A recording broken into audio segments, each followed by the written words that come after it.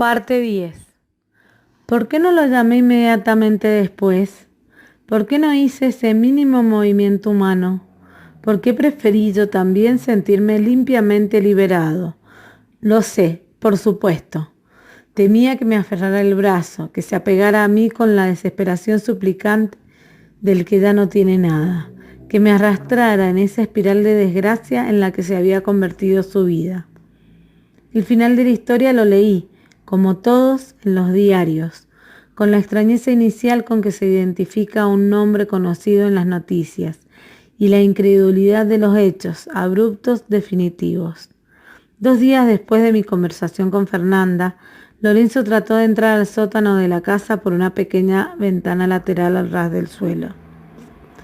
Saltó la verja muy tarde a la noche y con un cortafierros logró abrir un hueco entre los barrotes. La ventana tenía un vidrio fijo y cuando Lorenzo lo rompió para entrar, las dos mujeres se despertaron. Mientras Sigrid llamaba a la policía, la vieja bajó al sótano con el rifle. Según declaró, el sótano estaba a oscuras y no alcanzó a reconocerlo. Solo vio a un hombre que parecía tener un arma en la mano a punto de saltar sobre ella desde la ventana. Le había disparado instintivamente. Lorenzo cayó hacia atrás del lado de afuera. Se arrastró unos metros por el jardín y quedó muerto sobre el camino de Lajas.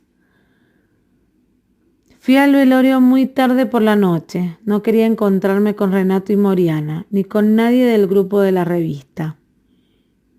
Entre todos lo habíamos abandonado, y eso y nada más era lo que veríamos al mirarnos. Cuando entré al salón estaba desierto. Solo el féretro a un costado y un guarda que pasaba por el pasillo cada tanto. Me forcé a acercarme. Tenía la cara un poco grisácea, como si ya fuera otra materia, y bajo la aleta del ventilador de techo vibraban todavía un poco las puntas de su bigote. Volví caminando todo el trayecto hasta mi casa. Cuando abrí la puerta de mi departamento, me di cuenta de que nunca había colgado el cuadro. Lo miré otra vez y decidí que no quería tenerlo ahí, siempre a mis espaldas, como un recordatorio lúgubre, un susurro de su voz desde la tela. En el placar, el inquilino anterior había dejado 2 pósters con sus bastidores, uno de Raquel Welch con su bikini de pieles en Hace 1.000.000 de años y otro con el poema If de Rudyard Kipling. Lo deslicé entre los dos como pude para que quedara allí hasta que me mudara. Durante los días siguientes seguí los rastros cada vez más débiles de la noticia. Esperaba que de un momento a otro estallara la revelación, que la policía ingresara al sótano, que la muerte de Lorenzo lograba abrir esa puerta. Muchas veces pensé que si no habría sido ese el verdadero propósito de su incursión así suicida, si no llegaba a rescatar a su hijo, dar al menos una señal que no pudiera ser desoída, marcar el lugar con su cadáver. Pero los días pasaron, lentos y burocráticos. La vieja estuvo detenida apenas 24 horas y enseguida la exculparon. Las 2 mujeres se recluyeron en la casa y nadie pudo entrevistarlas.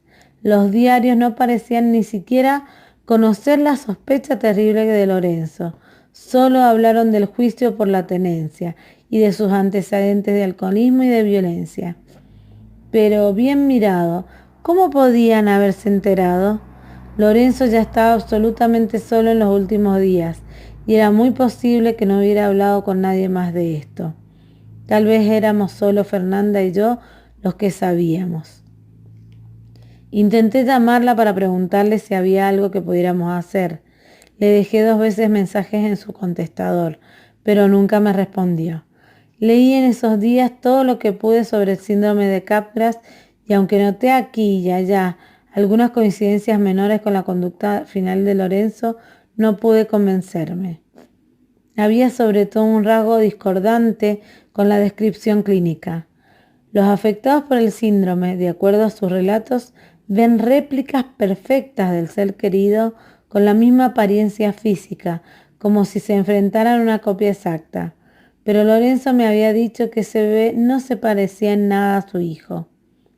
Hice un último intento. Averigüé cuál era el juzgado donde se tramitaba la causa por su muerte. Fui una mañana hasta allá y pedí hacer declaración espontánea. El secretario a cargo anotó mis datos y tomó mi destino, con un tecleo imperturbable.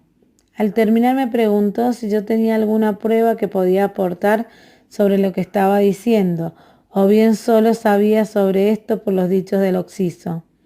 Reconocí que no tenía ninguna clase de prueba más allá de la que había contado Lorenzo. El secretario revisó el expediente y me señaló una línea en el escrito. Aquí, me dijo, la figura la explicación. Parece que el hombre sufría de una clase de locura y por eso no reconocía a su hijo. Eso es lo que dice ella, observé. Es verdad, me dijo, pero por lo que él hizo después parece darle la razón, ¿no es cierto? Y me indicó un lugar al pie para firmar mi declaración. Pero entonces pregunté, ¿nadie haría nada? Esto lo evaluaría el juez, me dijo. Yo debía quedarme tranquilo.